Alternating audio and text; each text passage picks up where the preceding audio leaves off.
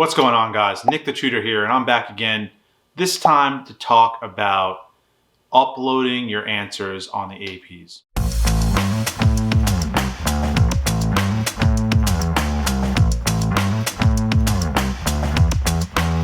What's going on, guys? Happy AP week to all the students out there. Give yourself a big pat on the back. You've started your APs.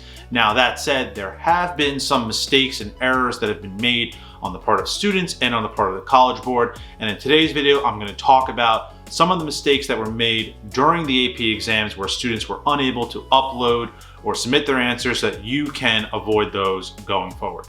Let's get into it. All right, guys, it's going to be a short video today, but you really want to pay attention because what I'm going to talk about is extremely important.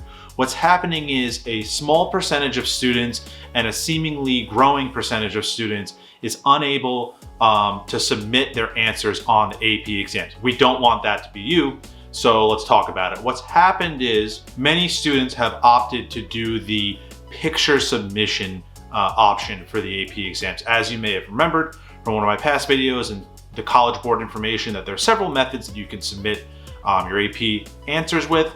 One being just to simply type it in the box, two to be some sort of upload of a document, and three being uploading pictures. Now, a lot of students are really struggling with the picture upload, and I'll tell you why. What they didn't account for were newer phones, newer iPhones having high definition pictures, and you know those pictures that kind of like move when you look at them.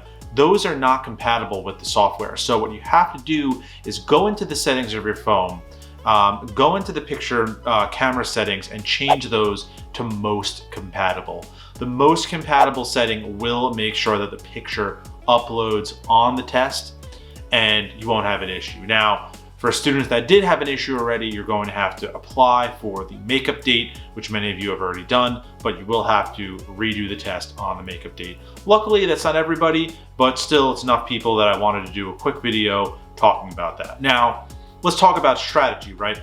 With that in mind, is it necessarily advisable to upload the pictures? Well, maybe not. I originally thought the upload would be an awesome option because you'd be able to use paper. You can write out whatever you want and then show them your image of your test answer. Now, there's some problems that we didn't really anticipate that have arisen, right? Some students have stated that there are not enough pages, right? You're only allowed to submit 5 images. So if you have 6 pages to whatever you wrote for whatever reason, that might be a little excessive, but still it could happen. If you write big, you won't be able to submit all of them. I've gotten messages from many of you in my Discord, on my YouTube, on my TikTok, that you had too many pages and you weren't able to submit them. So just pass that information along to all the other viewers.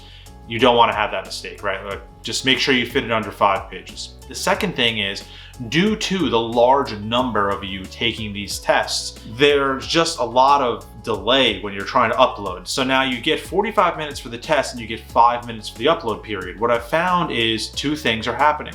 One, students are just taking too long to upload. They're like still doing the test and then trying to upload in say the last minute or 2, and then they're not able to.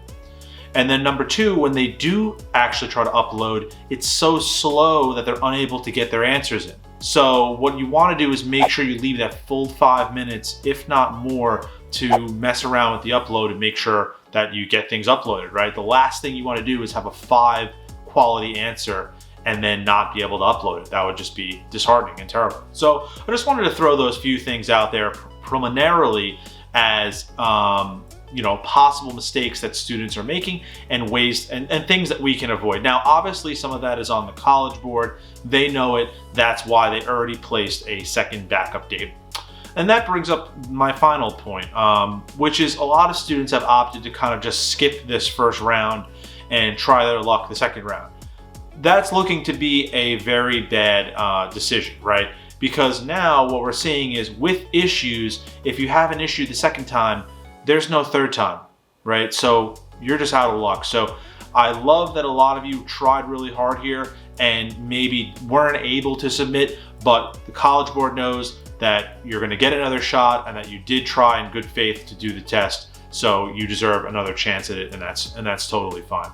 But for the students that skipped it, you know, you're kind of playing Russian roulette in some sense that things go well the second time. Obviously, that's not something I would advise, but you know, people do what they want to do, and that's fine. That said, I just wanted to throw this video out there as a way to kind of you know, educate you guys on some of the errors on the AP exams. If you like the content of this video, please subscribe to my channel. I'll be dropping more news related update videos going forward. There's been a lot of news that's come out recently, so I want to keep you guys posted. So make sure to subscribe to my YouTube, check out my Discord. I'm in there every day communicating with everybody, and also check out my TikTok where I post on a daily basis. I'm just trying to provide information for everybody, so check it out. I really appreciate you guys checking out my channel and finding value in my information. I'm going to keep providing it. So good luck on your future APs. Don't make any mistakes with the upload, and you'll be good to go. Peace, guys.